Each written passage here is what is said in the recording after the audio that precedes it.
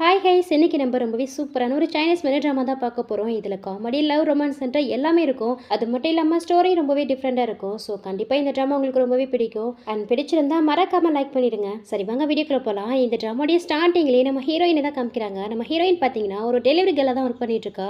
ரோட்டில் போயிட்டுருப்பாளா, அப்போ அவங்க பக்கத்தில் போன ஒரு காரை அந்த ரோட்டில் கிடந்த தண்ணியை அவங்க மேலே அடிச்சு விட்டுட்டு போயிடுது.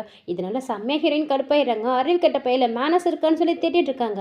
ஆனால் அப்படி போன காரை திடீர்னு ஸ்டாப் ஆகுது. என்னன்னு போய் பார்த்தா அந்த காருக்கு முன்னாடி ஒரு அம்மா அடிபட்ட மாதிரி, ஐயோ அம்மா வலிக்குதே, இந்த கார் என்ன ஹிட் பண்ணிடுச்சுன்னு நடு ரோட்ல படுத்துக்கிட்டு டிராமா பண்ணிட்டு இருக்காங்க. அவங்க பண்ற டிராமாவும் உண்மை நினைச்ச ஹீரோயினும் ரொம்பவே பதறி போயிடுறாங்க. எவ்வளவு தைரியம் இருந்தா கொஞ்ச நேரத்துக்கு முன்னாடி என் மேல தண்ணி அடிச்சது இல்லாம இப்படி ஒரு அம்மாவே அடிச்சு போட்டுட்டான், அப்பவும் காரை விட்டு வெளியில வராம அவ்வளவு கெத்தா உள்ளே உட்காந்துருக்கானேன்னு சொல்லிட்டு அந்த கார் கிட்ட போயிட்டு அந்த கார் டோரை நாக் பண்ணி, யாரா நீ, உனக்குலாம் அறிவில்ல, ஒரு பப்ளிக் பிளேஸ்ல எப்படி போயிட்டு வரணும்னு கூட உனக்கு தெரியாது, கொஞ்ச நேரத்துக்கு முன்னாடி தான் என் மேல தண்ணி அடிச்சா, இப்ப என்னடா ஒரு அம்மாவை காரை வச்சு ஹிட் பண்ணிட்டா, அதுவும் அவங்களுக்கு என்ன ஆச்சுன்னு வெளியில கூட வந்து பார்க்காம அவ்வளோ திமிரா உட்காந்துருக்கா, ஒழுங்கு மரியாதை வெளியில வா, அப்படி இல்லைனா இப்போவே நான் போலீஸுக்கு கால் பண்ணுவேன்னு சொல்லிட்டு ஃபோன் எடுத்துட்டு இருக்காங்களா.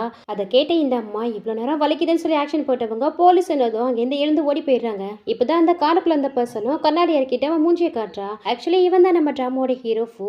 பெரிய பிசினஸ் மேன், சரியான திமிரு பிடிச்சவன். எப்போ பாரு அப்படியே ரூடா முறப்பா தான் சுத்திட்டு இருப்பான். இவ்வளோ நேரம் வாய்க்கிலேயே பேசினாங்களையா ஹீரோயின், அதனால அவங்கள பார்த்து உனக்கு மெடல் வாங்கணும்னு ஆசையா இருந்தா அதுக்கு ஃபர்ஸ்ட் மூளை வேணும் முட்டாளின்னு சொல்லிட்டு ஹீரோயினை தத்தின்னு சொல்லி தேடிட்டு போறான். நெக்ஸ்ட் ஹீரோடைய கம்பெனில தான் காமிக்கிறாங்க. அவன் அசிஸ்டன்ட் கூட ஆஃபீஸ்க்குள்ள வந்துட்டு இருக்கா. அங்க வேலை செய்கிற எம்ப்ளாய் எல்லாம் பாஸ் வரதெல்லாம் அவனுக்கு மரியாதை கொடுத்து லிஃப்ட்ல போகாம எல்லாரும் வெளியிலே வெயிட் பண்ணிட்டு இருக்காங்க. அப்போ ஹீரோ மட்டும் லிஃப்ட்டுக்குள்ள போவானா, அந்நேரம் பார்த்து ஹீரோயின் வர ஏதோ ஒரு திங்ஸ் அவங்க ஆஃபீஸ்க்கு தான் டெலிவரி பண்ண ஓடி வந்துட்டு இருக்காங்க.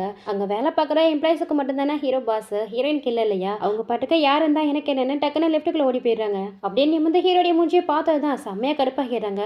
மறுபடியும் நீயா இங்கேயே வந்துட்டியான்னு திட்டிட்டு இருக்கும் போது திடீர்னு லிஃப்ட் ஷேக் ஆகுது.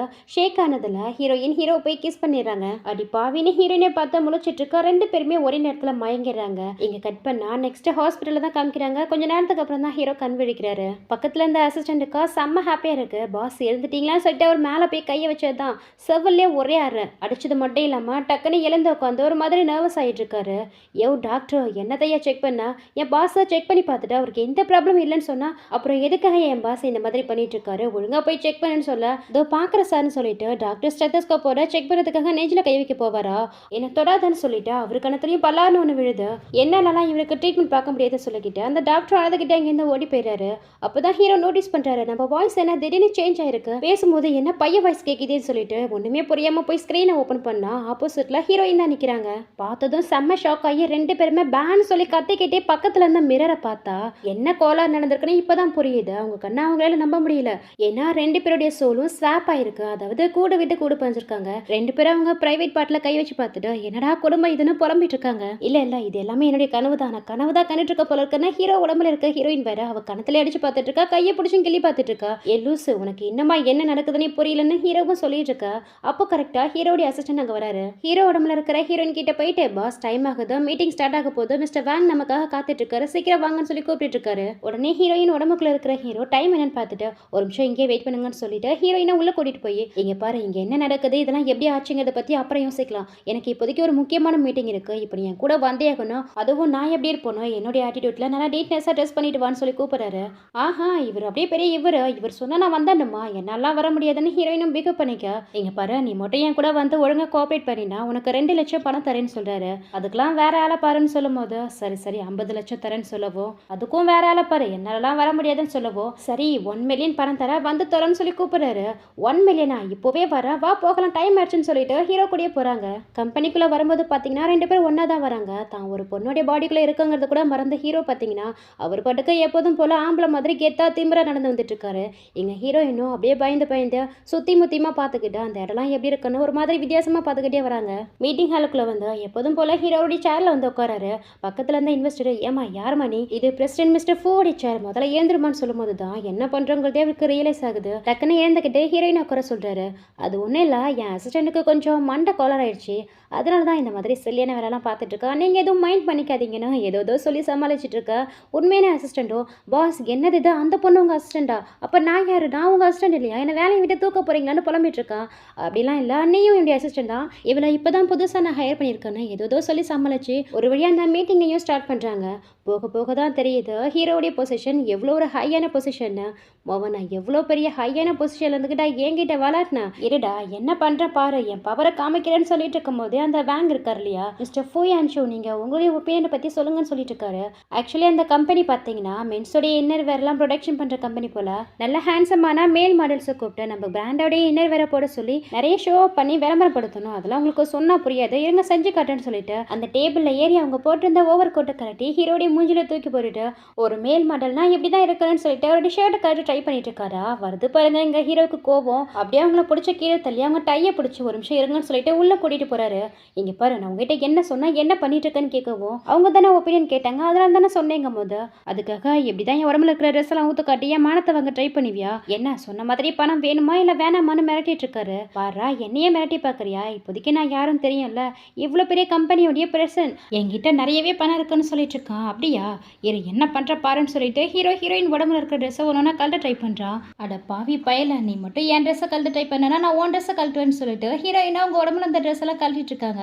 அப்போ காலடரி கொஞ்சம் வெளி பக்கமாக வந்துடுறாங்க. இப்படி அவ்வளோ பெரிய கம்பெனியோட பிரசிடன்ட் இந்த மாதிரி அரகுற ஆடையில் வெளியில வந்ததை பார்த்துட்டு நிறைய பேர் அதை வீடியோ எடுத்து சோஷியல் மீடியாவில் அப்லோட் பண்றாங்க. இதெல்லாம் பார்த்தா அந்த இன்வெஸ்டர் வேங் இருக்கார் இல்லையா, அவருக்கு பயங்கரமா கோவம் வந்துடுது. என்ன கூப்பிட்டு வச்சு அசிங்கப்படுத்துறீங்களா? இதுக்கப்புறம் உங்க கம்பெனியில் கோஆபரேஷனை வச்சுக்க போறேன்னு சொல்லிட்டு கோவப்பட்டு அவரு இறந்து போயிட்டு இருக்காரு. ஹீரோயினும் பின்னாடியே போயிட்டு சமாதானப்படுத்த ட்ரை பண்றாங்க. ஆனா அவர் எதுவுமே அதை காதல வாங்கலாம், இங்கேருந்து கிளம்பிடுறாரு. என்னடா இது பெரிய தொல்லையா போச்சுன்னு புலம்பிட்டு இருக்கும் போது அடுத்து ஒரு பெரிய தொல்லை வந்துட்டு இருக்கு. ஆக்சுவலி இவ தான் ஹீரோடைய ஃபியான்சியா. ஹீரோயின் உள்ள சண்டை போட்டு இருந்ததை ரொமான்ஸ் பண்றாங்கன்னு தப்பா புரிஞ்சுக்கிட்டு அங்க இருந்தவங்கலாம் வீடியோ எடுத்திருப்பாங்க இல்லையா, அதை சோஷியல் மீடியாவில் அப்லோட் பண்ணிட்டாங்க போல. அதை பார்த்ததுமே பயங்கர கோவத்துல தான் வரா. வந்ததுமே ஹீரோடைய கணத்துல பலான்னு ஒன்று வச்சு என்னுடைய ஃபியான்சிவை நீ செடியூஸ் பண்ண பாக்குறேன், உங்ககிட்ட சண்டை போட்டுட்டு இருக்கா. இங்க பாரு ஜியா, நீ தப்பா புரிஞ்சிட்டு இருக்கன்னு ஹீரோயினை எக்ஸ்பிளைன் பண்ண பாக்குறாங்க. அதுக்குள்ளே ஹீரோயின் குறுக்க போந்தா, இங்க பாரு நான் ஒரு ஃபிக்கல் பர்சன் தான், இந்த யான் மாதிரி ஒரு அழகான பொண்ணை பார்த்தா எந்த பையன் தான் பின்னாடி போகாம இருப்பா, உனக்கு வேணா நீ போயிட்டு மேரேஜை கேன்சல் பண்ணிக்கடின்னு சொல்ல. இவங்களுக்கு நடக்க இருந்தது பிசினஸ் மேரேஜ் போல. இவளுக்காக என்ன தூக்கி போறல, இரு இப்போயே போயிட்டு என் தாத்தா கிட்ட சொல்லு, என் கம்பெனி கூட உங்க கம்பெனிக்கு இருக்கிற கோஆபரேஷன் எல்லாத்தையும் டெர்மினேட் பண்ண சொல்றேன்னு சொல்லிட்டு கோவப்பட்டு அங்கேருந்து போயிடுறா. சரி ஒரு தொல்லை தான் போச்சுன்னு பார்த்தா ஹீரோயின் ஹீரோப்பா அசிஸ்டன்ட் தானே சொல்லியிருப்பாங்க.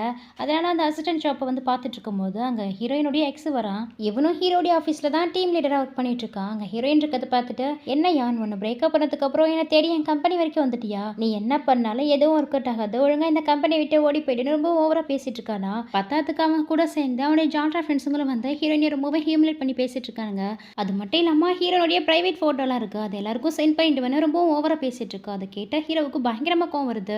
ஒரு பொண்ணை இவ்வளோ கேவலமா ட்ரீட் பண்ணி வரேன்னு அவனை போட்டு அடிச்சிடாரு. அந்நேரம் பார்த்த ஹீரோ உடம்புக்குள்ள இருக்கிற ஹீரோயின் வேற அவரு காலை பிடிச்சி, பாஸ் இங்க பாருங்க, நேற்று புதுசா வந்த இந்த பொண்ணை என்ன அடிச்சிட்டா, எவ்வளோ தைரியம் இருந்தா உங்க கம்பெனி ஸ்டாஃபே அடிச்சிருப்பா. அது மட்டும் இல்லாம இவ சாதாரண ஒரு டெலிவரி வேலையை பார்த்துட்டு இருந்தவ, இவ டிகிரி கூட உருப்படியா முடிக்கல, இவ்வளோ பெரிய கம்பெனிக்கு வேலைக்கு வந்திருக்கானா, கண்டிப்பா ஏதோ ஃபோர்ஜரி பண்ணியிருக்கா. இவ்வளோ என்ன எதுன்னு விசாரிச்சு கம்பெனி விட்டு துரத்தி விடுங்கன்னு சொல்லிட்டு இருக்கான். வேலையை விட்டு போக வேண்டியது அவ கிடையாது, நீ தான். எவ்வளோ தைரியம் தான் என்னுடைய கேர்ளை நீ புலி பண்ணியிருப்ப. உனக்கும் சரி இவரோட இந்த ஃப்ரெண்ட்ஸுங்களுக்கும் சரி இதுக்கப்புறம் இந்த கம்பெனியில் வேலை இல்லைன்னு சொல்லிட்டு அவங்க 3 பேரையுமே ஃபயர் பண்ணுறாங்க. உடனே இந்த எக்ஸுக்காரன் ஹீரோயின் உடம்புக்குள்ள இருக்கிற ஹீரோடைய காலில் விழுந்து, இங்கே பாரியா நான் பண்ணது என்னமோ தப்பு தான், நம்மளுடைய பாஸ் லவ்க்காகவே என்னை மன்னிச்சு விட்டு என்னை வேலையிலேருந்து தூக்கக்கூடாதுன்னு பாஸ் கிட்ட சொல்லணும்னு சொல்லி கெஞ்சிட்டு இருக்கான். எங்கள் ஹீரோயினுக்கா மனசுக்குள்ளே செம்ம ஹாப்பியாக இருக்கு. சரி போனால் போதும் நான் ஏதோ மன்னிச்சு விட்டுறேன், ஆனால் அவனுடைய பழைய பொசிஷன்லாம் உனக்கு திருப்பி தர முடியாது, புதுசாக ஒரு பொசிஷன் கொடுக்குறேன். நாளையிலேருந்து நீ என்ன பண்ணுறனா இங்கே இருக்கிற டாய்லெட்லாம் க்ளீன் பண்ணுற வேலையில் ஜாயின் பண்ணிக்கோன்னு சொல்லிட்டு போயிடுறாங்க. நைட் ஆகுது. ஹீரோயினி அவருடைய வீட்டுக்கே ஸ்டே பண்ண கூட்டிகிட்டு வந்திருக்காரு. இங்கே பாரு என்னாலலாம் உன் கூட ஒரே ரூமில் ஸ்டே பண்ண முடியாது. ஹீரோயினும் பிடிவாதம் பிடிச்சிட்டு இருக்காங்க. ஷிவ் வாய மூட, ரொம்ப பேசினா அவ்வளோதான் சொல்லிட்டான். இதுக்கப்புறம் நம்ம 2 பேருடைய சோலும் ஸ்வாப் ஆகிற வரைக்கும் நீ இந்த ரூம்ல ஏன் கூட தான் ஸ்டே பண்ணி ஆகணும். அதை விட தொண பேசிட்டு இருந்தா அவ்வளோதான், உன்னை தொலைச்சு கட்டிடுவேன்னு சொல்லிட்டு மிரட்டிட்டு இருக்காரு. அதோட என்னது இந்த ட்ரெஸ் இவ்வளோ கசகசன்னு இருக்குன்னு சொல்லிட்டு குளிக்க போலான்ட்டு ட்ரெஸ்ஸோடைய பட்டனை கழட்டிட்டு இருக்காரு. அப்படியே ஹீரோயின் பாஞ்சு வந்தா ஒரு ட்ரெஸ் பட்டனெல்லாம் போட்டு விட்டோம். இந்த மாதிரி இதுக்கப்புறம் பண்ணா உனக்கு என்ன பண்ணணும்னு தெரியாது, நீ குளிக்கவே தேவையில்லைன்னு சொல்லிட்டு இருக்காங்க.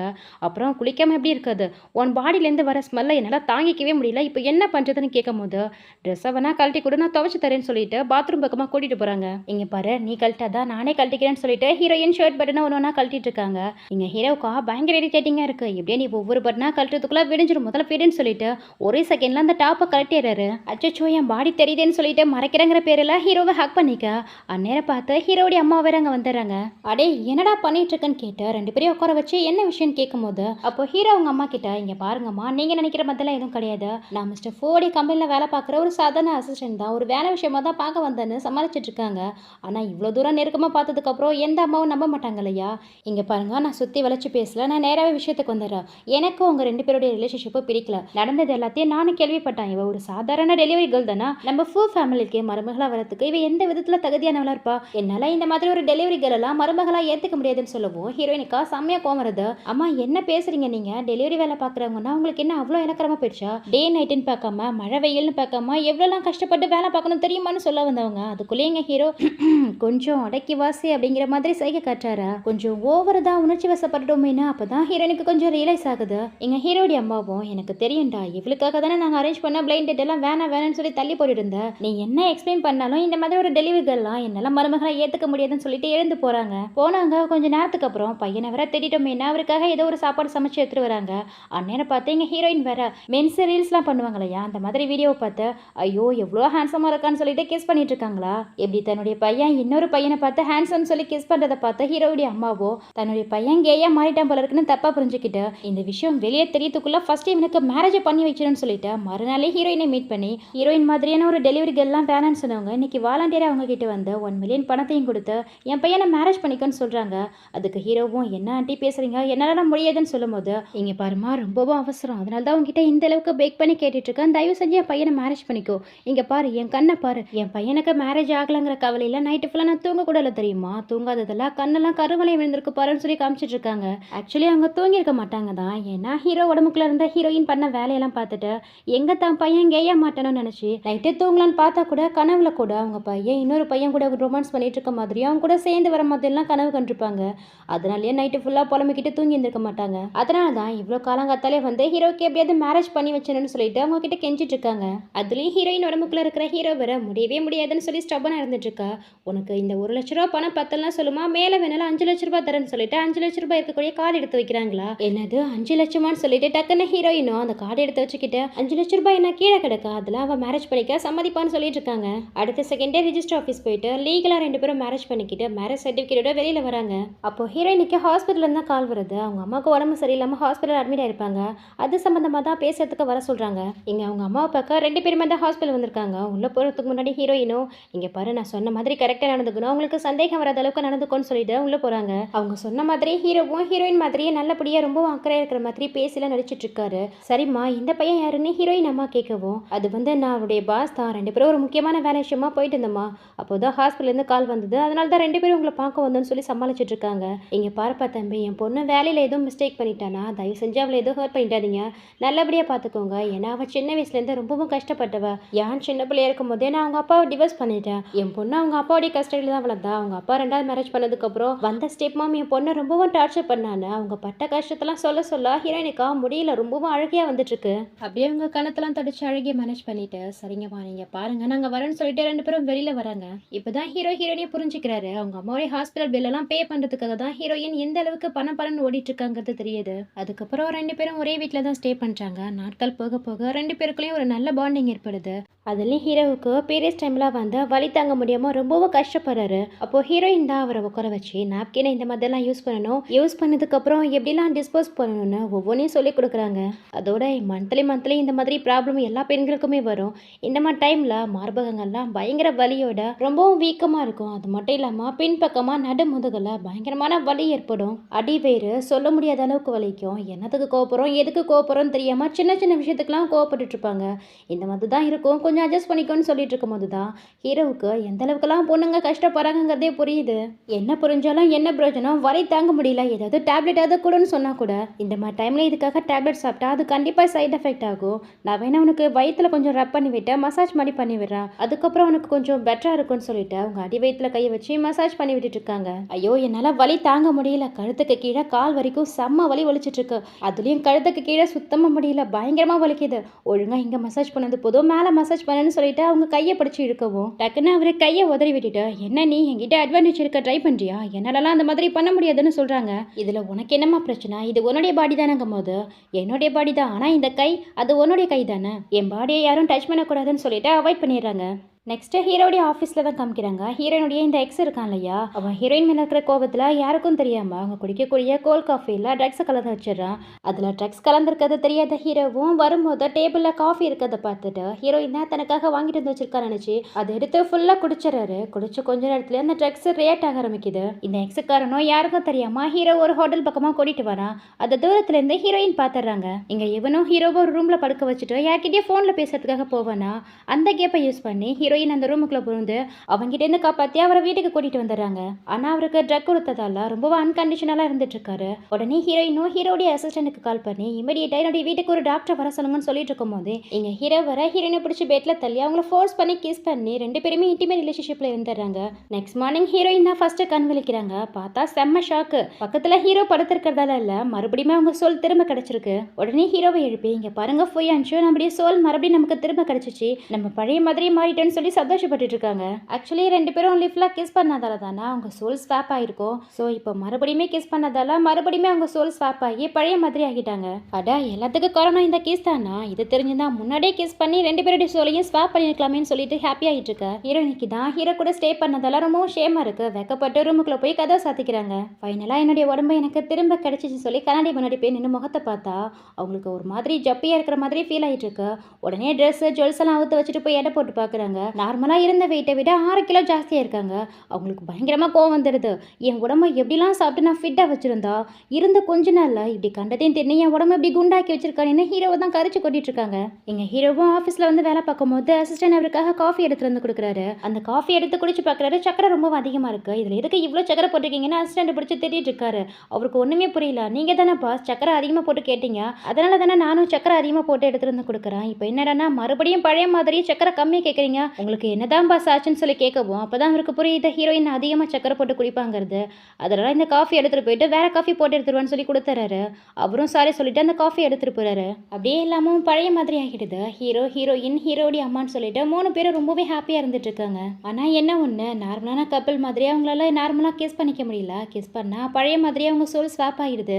அதனால தப்பி தவிர கூட 2 பேரும் கிஸ் பண்ணிட கூடாதுன்னு ரொம்பவும் கான்ஷியஸாக தான் இருந்துட்டு இருக்காங்க. தென் ப்ராப்பராக ஹீரோனிக்கு ப்ரப்போஸ் பண்ணாததால ஹீரோவும் அவங்களுக்கு சர்ப்ரைஸ் கொடுத்து அவங்க முன்னாடி நீல் டவுன் பண்ணி ரிங்கை காமிச்சு ப்ரப்போஸ் பண்ணுறாரு. அவங்களும் அதை அக்செப்ட் பண்ணிக்கிறாங்க. அவங்க விரல் அழகாக ரிங்கை போட்டு விட்டு ஹேக் பண்ணி 2 பேருமே அவங்க மனசுக்குள்ள இருக்கிற லவ்வை வெளிப்படுத்துறாங்க.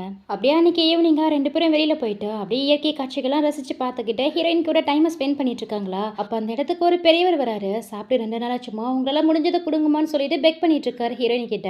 அவங்களும் அவங்க கிட்ட ஏதோ கொஞ்சம் பணம் இருந்தது, அதை அவர்கிட்ட கொடுத்து போயிட்டு நல்ல ஹோட்டலாக பார்த்து வயிறார சாப்பிடுங்கன்னு சொல்றாங்க. அந்த பணத்தை வாங்கும்போது டக்குன்னு ஹீரோயினுடைய கையை பிடிக்கிறாரு. என்னடா இவர் கையை பிடிக்கிறாருன்னு சொல்லிட்டு ஹீரோவும் அவர் கையை எடுத்து விடுறதுக்காக அவர் கையை டச் பண்ணும்போது இப்படி 2 பேருடைய கையும் ஒன்னா டச் பண்ண அந்த பெரியவர் நீங்க 2 பேரும் ஸ்விட்ச்டு சோல்ஸான்னு கேட்கிறாரு. அதான் இந்த கூடு வீட்டுக்கு கூட போயிறாங்கல்ல அந்த மாதிரி பாடி டைப்பை சேர்ந்தவங்களான்னு கேட்கிறாரு. அதை கேட்கவும் 2 பேருக்குமே பயங்கர ஷாக்கிங்காக இருக்கு. ஏன்னா இந்த விஷயம் இவங்க 2 பேரையும் தவிர வேற யாருக்குமே தெரியாது. இந்த பெரியவர் இந்த மாதிரி கேட்கவும் இந்த விஷயம் உங்களுக்கு எப்படி தெரியும்னு ஹீரோ கேட்கிறாரு. எனக்கு தெரியும், நீங்க 2 பேரும் கூடு வீட்டுக்கு கூட போயிற கப்பல். அது மட்டும் இல்லாம ஒரு விஷயத்த நல்லா ஞாபகம் வச்சுக்கோங்க, முழு பௌர்ணமி நாட்களை தவிர மற்ற எந்த நாளில் நீங்க கிஸ் பண்ணாலும் உங்க பாடியோட சோல் ஸ்வாப் ஆயிடும். அதை என்னைக்கும் மறந்துடாதீங்கன்னு சொல்லிட்டு இருக்கும்போது ஹீரோயினோ தாத்தா நீங்க என்ன சொல்றீங்கன்னு கேட்டுட்டு இருக்காங்க. அப்படியே அவங்க கண்ணு முன்னாடியே அவர் அங்கேருந்து ஃபிளாஷ் மாதிரி மறைஞ்சு போயிடுறாரு. உடனே அங்கிருந்து 2 பேரும் கிளம்பி வீட்டுக்கு வந்துடுறாங்க. வீட்டுக்கு வந்தும் கூட ஹீரோயினால அதை நம்பவே முடியல. திரும்ப திரும்ப அதை பத்தி தான் பேசிட்டு இருக்காங்க. ஹீரோவும் இங்க பாரியான் அதெல்லாம் ஒண்ணுமே கிடையாது, அதெல்லாம் சும்மா இந்த உலகத்துல சாமி பூதம் பேய் இதெல்லாம் எதுவுமே கிடையாதுன்னு சொல்லி பாக்குறாரு. அப்புறம் எப்படிங்க அவர் எப்படி நம்ம கண்ணு முன்னாடியே மறைஞ்சு போனாரு, உங்க கண்ணால தானே நீங்க பாத்தீங்க, ஒரு ஃபிளாஷ் மாதிரி மறைஞ்சு போயிட்டாருன்னு திரும்ப திரும்ப அதிதான் சொல்லிட்டு இருக்காங்க. இப்போ என்ன உனக்கு அவர் சொன்னது உண்மையா பொய்யான்னு தெரிஞ்சாக்கணும் அவ்வளோ தானேன்னு சொல்லிட்டு அப்படியே ஹீரோயின் பக்கத்துல போயிட்டு எனக்கு தெரிஞ்சு இன்னைக்கு பௌர்ணமி இல்லைன்னு நினைக்கிறேன், நம்ம 2 பேரும் கேஸ் பண்ணி நம்ம செக் பண்ணி பார்க்கலாமான்னு சொல்லிட்டு ரொமான்டிக்கா ஹீரோயினை கேஸ் பண்ணி ரொமான்ஸ் பண்ணிட்டு இருக்காங்க. மார்னிங் கண் வெளிச்சு பார்க்கும்போது 2 பேருடைய சோலும் ஸ்வாப் ஆகாம நார்மலா தான் இருக்காங்க. நீங்க சொன்னது கரெக்ட் தான், நான் தான் அந்த பெரியவர் சொன்னதை நம்பி ரொம்ப ஓவரா திங்க் பண்ணிட்ட போல இருக்கு. பாருங்க நம்ம பாடி ஸ்வாப் ஆகவே இல்லை, நார்மலா தான் இருக்குன்னு சொல்லுவோம். அப்படிலாம் கிடையாது, அவர் சொன்னது கரெக்ட் தான். ஏன்னா நாளைய மறுநாள் பௌர்ணமி வரப்போகுது, அந்த டேவுக்கு முன்னாடி அதோடைய தாக்கம் இருக்குங்கிறதால தான் நம்ம கிஸ் பண்ணப்போ நம்ம பாடி ஸ்வாப் ஆகவே இல்லைன்னு சொல்லிட்டு இருக்காரு. அதோட ஹீரோயினை கூட்டிட்டு போயிட்டு நாளைக்கு ஒரு முக்கியமான பார்ட்டி இருக்கு, உனக்காக தான் இவ்வளோ ட்ரெஸ்ஸையும் வாங்கி வச்சிருக்கா, இதை உனக்கு எது பிடிக்குதோ அதை செலக்ட் பண்ணிக்கோ. நாளைக்கு நடக்க போற அந்த டின்னர் பார்ட்டியில எல்லாரும் முன்னாடியும் நீ தான் என்னுடைய வைஃப்னு அஃபிஷியலா டிக்ளேர் பண்ண போறேன்னு சொல்லிட்டு இருக்காரு. எங்க கட் பண்ணா மறுநாள் அந்த டின்னர் பார்ட்டியை தான் காமிக்கிறாங்க. ஹீரோவும் ஹீரோயினியும் அந்த பார்ட்டியில கலந்துக்கிறதுக்காக வந்துட்டு இருக்காங்க.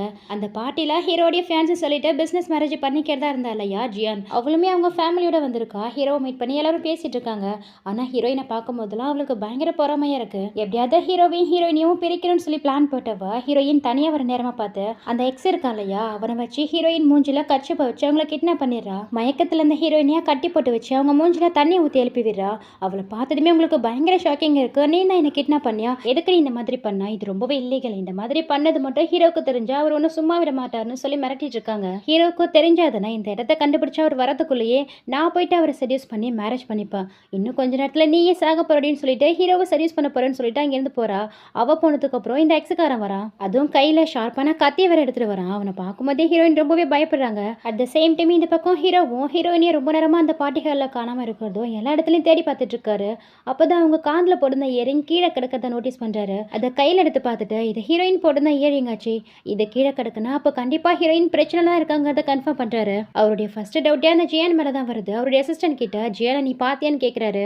இல்லைங்க பாஸ், ரொம்ப நேரமா அவளையுமே ஆளக்காரன்னு சொல்லவும் அவருக்கு கன்ஃபார்ம் ஆயிடுது. அந்த ஜியான் இருக்கிற இடத்த கண்டுபிடிச்சு அவகிட்ட போயிட்டு நீ என்னுடைய வைஃபை யானை பாத்தியான்னு கேட்கவும் அவ எங்க இருக்கான்னு என்கிட்ட கேட்டா எனக்கு எப்படி தெரியும், எனக்கு தெரிஞ்சு அவ எங்கேயாவது ஓடி போயிருப்பான்னு ரொம்ப நக்கலா பதில் சொல்லவும் ஹீரோக்கு செம்மையா கோவம் வருது. அவ கழுத்தை பிடிச்சு நெரிச்சு உண்மையை சொல்ல போறியே இல்லையான்னு கேட்டு மிரட்டிட்டு இருக்காரு. இங்க அந்த பைத்தியக்காரனை ஹீரோயினை போட்டு தள்ள பக்கத்துல வரான். கரெக்டா கத்தியை நோங்கும் போது ஹீரோ வந்து தடுத்து அவனை உதச்சு கீழே தள்ளிடுறாரு. அவரு கூடயே அவருடைய அசிஸ்டன்ட் வந்ததால அவனை பிடிச்சு லாக் பண்ணி போலீஸ் ஸ்டேஷன் இழுத்துட்டு போறாங்க. எங்க ஹீரோயினுக்கும் எதுவும் ஆகாம சேவ் பண்ணி அங்கிருந்து வீட்டுக்கு கூட்டிட்டு போறாரு. அந்த எக்ஸ கூட சேர்த்து அந்த ஜியானையும் போலீஸ் அரெஸ்ட் பண்ணிட்டு போயிட்டாங்க. இப்பதான் ஹீரோக்கும் ஹீரோயினுக்கும் ரொம்ப நிம்மதியா இருக்கு. அது மட்டும் இல்லாம ஆல்ரெடி மணி 12 ஆயிடுச்சு, பௌர்ணமி ஸ்டார்ட் ஆயிடுச்சு, இதுக்கப்புறம் எந்த ப்ராப்ளமும் இல்லைன்னு சொல்லிட்டு ரொமான்ஸ் பண்றதுக்காக ஹீரோயின் பக்கத்துல போவாரா. ரெண்டு பேரும் கிஸ் பண்ண போகும்போது திடீர்னு ஹீரோயினுக்கு வாமிட் வர மாதிரி இருக்கு. போயிட்டு வாமிட் பண்ணிட்டு இருக்காங்க. செக் பண்ணி பார்க்கும்போது ஹீரோயின் பிரெக்னெண்டா இருக்காங்கன்னு தெரிய வருது. மொத்த குடும்பமும் பயங்கர ஹாப்பியா இருக்கு. ஹீரோக்குலாம் கண்ணீரே வந்துருச்சு. அப்புறம் என்ன, ஹீரோயின் பிரெக்னெண்டா இருக்காங்கன்னு தெரிஞ்சதுக்கு அப்புறம் ஒரு சின்ன வேலையை கூட அவங்கள விடுறதில்ல. அவங்கள உட்கார வச்சு வேணுங்கிறதெல்லாம் செஞ்சு தரது என்ன, கேட்கறதெல்லாம் சமைச்சு தரது என்னன்ட்டு அப்படியே பார்த்து கவனிச்சிட்டு இருக்காரு. அப்பப்போ ரெண்டு பேரும் கிஸ் பண்ணி அங்கே சோலை ஸ்வாப் பண்ணி ரெண்டு பேரும் சேர்ந்து அவங்க பிரெக்னன்சியை எக்ஸ்பீரியன்ஸ் பண்ணி சந்தோஷப்பட்டு இருக்காங்க. இப்படியே ஹாப்பியா சில மாதங்கள் போகுது. ஹீரோயின் இப்போ நிறை மாதமா இருக்காங்க. அப்போ திடீர்னு ஹீரோயினுக்கு லேபர் பெயின் வந்து ஹாஸ்பிட்டல் அட்மிட் ஆகுறாங்க. வலி தாங்க முடியாம பயங்கரமா கத்தி கதறிட்டு இருக்காங்க. யான் உனக்கு எதாவது ஆகாது, பயப்படாத, உன் பக்கத்துல தான் இருக்கேன்னு ஹீரோவும் எவ்வளவோ அவங்கள தைரியப்படுத்தி ஸ்ட்ரெச்சர்ல வச்சு ஆபரேஷன் தேட்டருக்குள்ள தள்ளிட்டு போயிட்டு இருக்காரு. ஆனா ஹீரோயினுக்கா லேபர் பெயினை சுத்தமா தாங்கிக்கவே முடியல. எங்க தான் செத்து தான் போயிடுவோம் பயந்து ஹீரோ கிட்ட அவங்க எங்கெங்கெல்லாம் அந்த வீட்டுல சேவிங்ஸ் வச்சிருக்காங்களோ அந்த இடத்தெல்லாம் சொல்லிட்டு இருக்காங்க. எங்க ஹீரோவுக்கா அடி பாவி பிரசவ டைம்ல என்னத்தெல்லாம் பத்தி பேசிட்டு இருக்கான்னு அவருக்கு ஒண்ணுமே சொல்ல முடியல. இங்க பாரியான்னு உனக்கு எதாகாது சரியா, நீ ஹாஸ்பிட்டல்ல இருந்து டிஸ்சார்ஜ் ஆன அடுத்த செகண்டே உன்னை கூட்டிட்டு போயிட்டு என் பேர்ல இருக்கிற எல்லா சொத்தையும் வேணாலும் உன் பேர்ல டிரான்ஸ்ஃபர் பண்ணிடுற, போதுமா, உனக்கு எதாகாதுன்னு சொல்லிட்டு இருக்கும் போது ஹீரோயின் என்ன பண்றாங்கன்னா வலி தாங்க முடியாம டக்குன்னு ஹீரோ பிடிச்சி கிஸ் பண்ணிடுறாங்க. இவங்க கிஸ் பண்ணாதான் எங்களுடைய சோல் தான் ஸ்வாப் ஆயிடும் இல்லையா.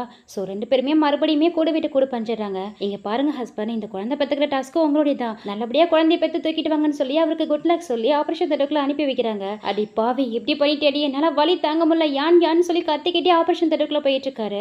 ஸோ இப்படியே ஒரு சூப்பரான எண்டிங்கோட இந்த ட்ராமா கம்ப்ளீட் ஆகுது. இந்த மாதிரி ஒரு சான்ஸ் மட்டும் எல்லா பெண்களுக்கு கிடைச்சா உண்மையிலே ரொம்ப சூப்பரா இருக்கும்னு நினைக்கிறவங்களாம் மறக்காம இந்த வீடியோக்கு லைக் பண்ணிடுங்க. ஸோ இந்த ட்ராமா எனக்கு ரொம்பவே பிடிச்சிருக்கு, நீங்களும் கண்டிப்பா என்ஜாய் பண்ணிருப்பீங்கன்னு நினைக்கிறேன். அண்ட் ஆல்சோ நம்ம சேனலை நிறைய பேர் சப்ஸ்கிரைப் பண்ணாமலே பார்த்துட்டு இருக்கீங்க, ஏதோ சேனலெல்லாம் சப்ஸ்கிரைப் பண்றீங்க.